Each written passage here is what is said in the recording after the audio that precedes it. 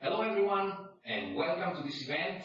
My name is Giovanni Gualdi, I'm the CEO of Deep Vision Consulting and I'm really glad to be today with you to show what the i.MX.8M Plus can do for computer vision and specifically using deep learning for computer vision. Okay, so since the time is not that much, let's go immediately through the slides. In the next 20 minutes or so, I want to give you a flavor of what the i.MX.8M Plus can do in computer vision. And remember that when we speak about deep learning for computer vision, we are targeting the highest level of semantic abstraction, of semantic understanding over the images. And usually this requires a lot of computation and a very intensive stress over computation and memory access. So it's not an easy task to do on the edge. We have prepared just for today's event as a use case inspired to the retail market, designed to highlight a few interesting details about the combination of i.MX.8M Plus and computer vision. But before the end, I want also to provide additional slides regarding applications of the NPU over the i.MX.8M Plus in projects that we have tackled in recent times in division consulting, so that you can have more ideas to think about. Okay, so we said that the special guest is the NXP i.MX.8M Plus. But to put it at work over computer vision, we have used the Deep Vision framework, that is a set of algorithms, tools, methodologies, and practices that we have put together in division consulting along the last 10 years, basically, and that help us to deliver powerful and effective computer vision solution for our customers in pretty compact time. So before going further, just a couple of words about the company I have founded and I lead. It's an Italian company, and it is focused in producing custom computer vision solutions for the industry. We are agnostic to the industry. As you can see, there is a list of industry where we have applied our custom solutions. I want to underline this word, custom computer vision solution. I say this because today there is the ongoing idea that computer vision is a commodity. You can use whatever algorithm out there to get your results from the images. And if this is true up to a little extent, I would say that to a much bigger extent, this is not correct. You still need to do things in a very custom way to reach your goals in a very effective manner. And that is where division consulting enters to play, where customization plays an essential role. Okay, so no more time about us. Let's go straight to the use case. I said it's a use case inspired to the retail. So we imagine to create the elements of a smart self-service scale with a vision-based fruit classification. Of course, we made it up. This is not a running product. We made it up thinking about the elements that were interesting for today's event. The use case has a few elements. Let me go through them, and then we will see a live video of what happens. So we have the i.MX.8M Plus on a system on module produced by Engicam. By the way, thanks to Engicam for the partnership with us and providing in very short times the module and the carrier board. The carrier board from Engicam has a nice touchscreen monitor and has all what it takes to be running in minutes, I would say. By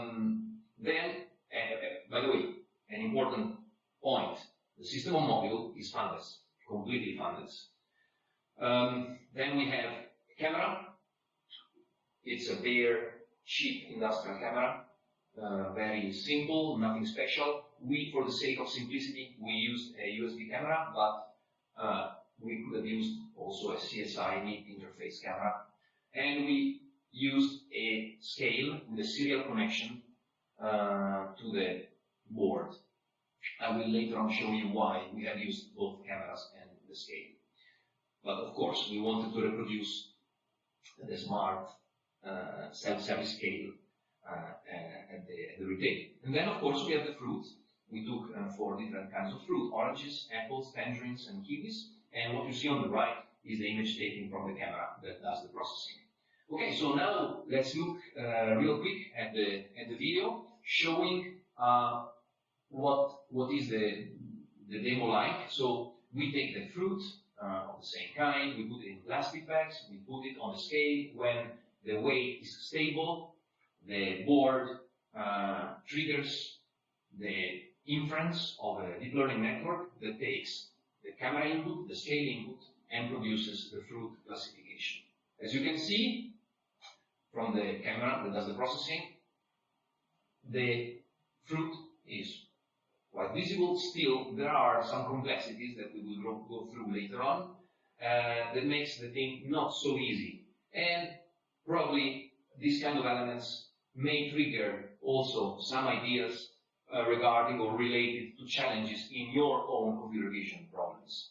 Okay, so the last fruit I tested is kiwi. On the touchscreen monitor, you see kiwi appearing and the weight. So as a result of the fruit classification. Okay, so as I said, there are many things designed for this use case. Let's just check them one by one. First of all, the fruit. The fruit is an unstructured target, and as all unstructured targets, fruit, I mean, or vegetables, or whatever is an object typical of real-world scenarios, even human body, or faces, or animals, or other unstructured targets are really challenging to be analyzed with computer vision. And who works in real-world computer vision knows this very well.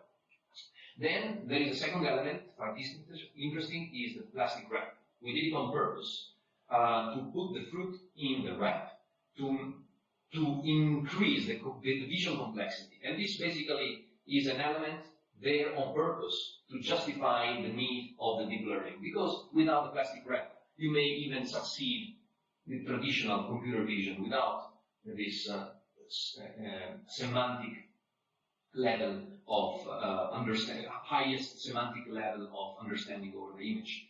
But the wrap, the plastic foil basically, with the reflections and the blur, can be really challenging to vision tasks solved in traditional manner. Traditional manner means without the latest AI that is basically deep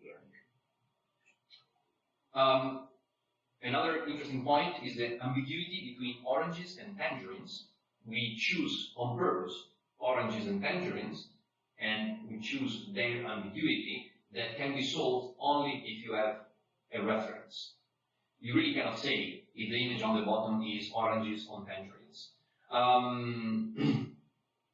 unless you know a reference in size or another reference. And probably you already thought about what I am aiming at. We will use the scale, the weight, to disambiguate between oranges and tangerines. I will speak about that later.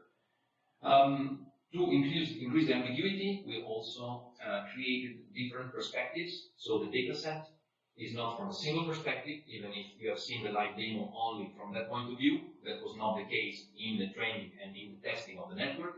We did it from all kinds of perspectives and distances.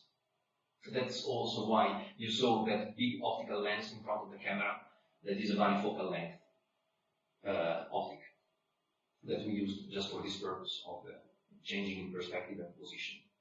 Okay, so as I said, these are typical challenges that you may face in your own computer vision projects, in your own or in the challenges that you have in your problems in vision. And the only difference between this use case and your project is that here challenges have been invited. Probably in your project you need to solve them, and you didn't invite these challenges. We believe that today you will get a few interesting ideas on what to do to solve them. As I mentioned earlier, we put to work our framework. If you remember, the framework is made of 3 elements: computer vision, the blue element; data management, the yellow element; on-the-edge computing, the red element. And we will go through the 3 of them. The first one is computer vision and deep learning. So what we did in this use case is to create a quite traditional network, a ResNet-like backbone network for image classification, but we added a couple of interesting elements that we want to underline. The first one is multimodal inputs. Images and weights go together into the network. So it's the AI itself in the training process that decide when it is necessary and useful to use the weight and when it is not.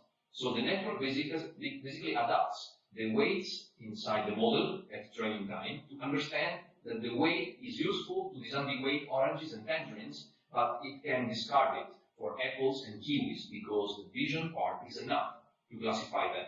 And this is really powerful. And this should really trigger some ideas. It would not be very smart, or at least that is not optimal, to take a traditional image-based network, deep learning network, and then, based on the result of the classification, exploit in post-processing the weight. No, it's better to use them jointly inside the network and have stronger and more reliable result. The second element I want to show and underline is the slimming we did on the network. Because deep learning computing is really burdensome for the processors, even if they are very powerful, and we will see that later.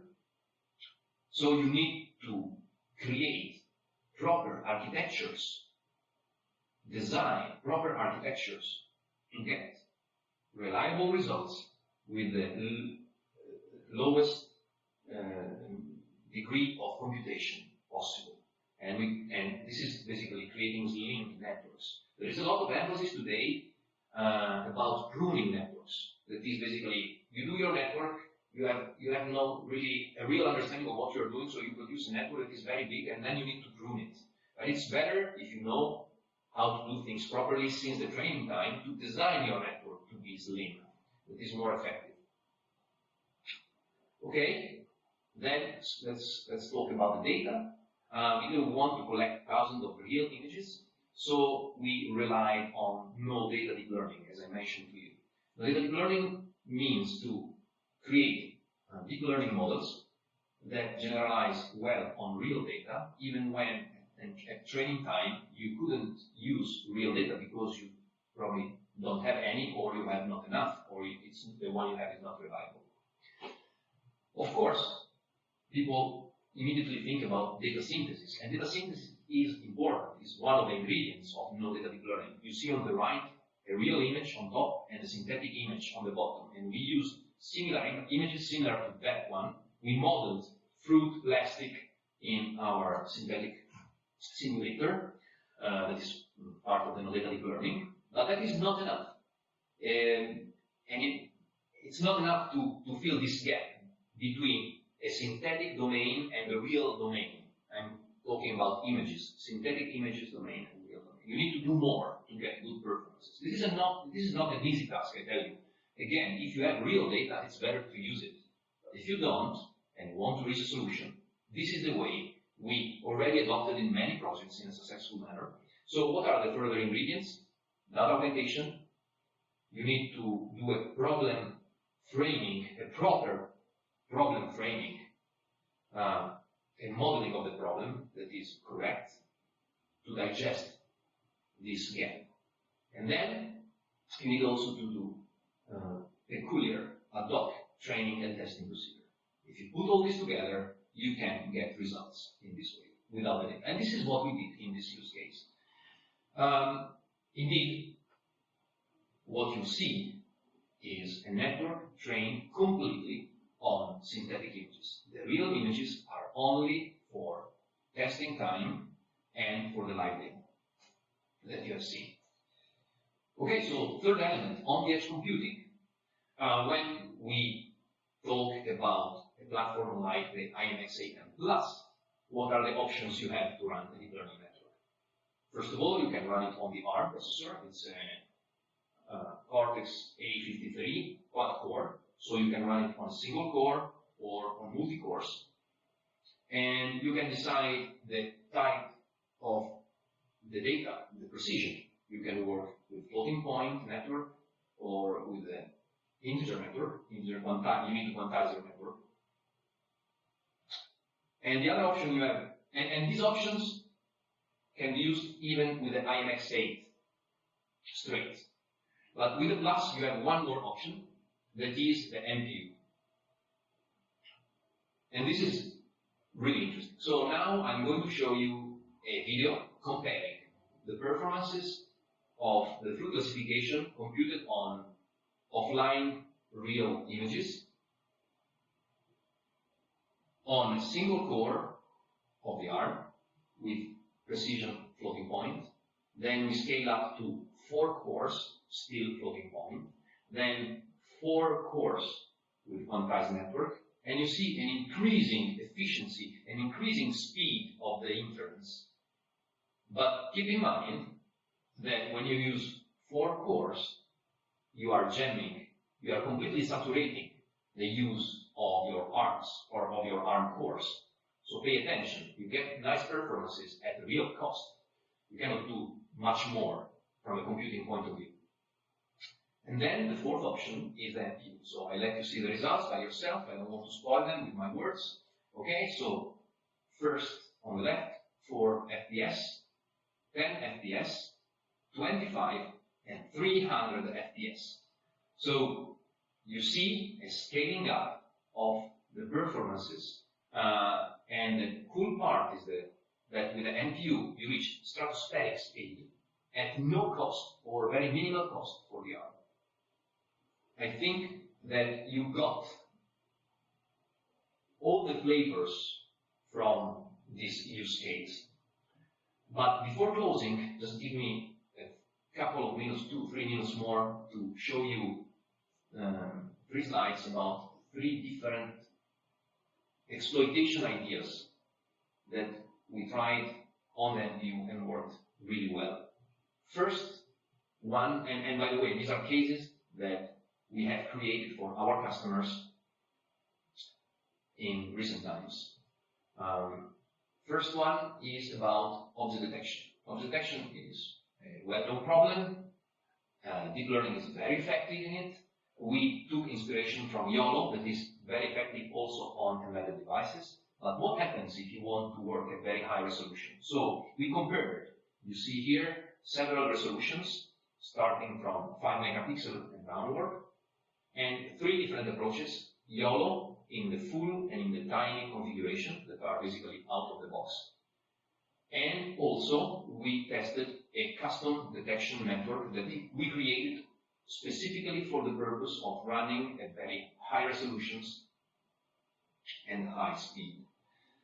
So these are the performances, and you can see that with the timing you start having interesting results. But if you want to squeeze it more, if you want to get the extra out of it, you need to add further customization, and that's where Division Consulting can really bring the difference, doing the extra step forward.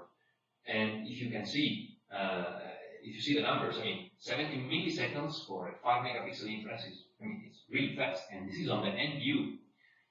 Okay, so the second case is a network. It's a completely custom network for doing object pose regression. Basically, we estimate the pose of one object with respect to another. This is for a packaging problem. And we had to basically understand what were the relative pose of the 2 objects for anomaly detection, basically.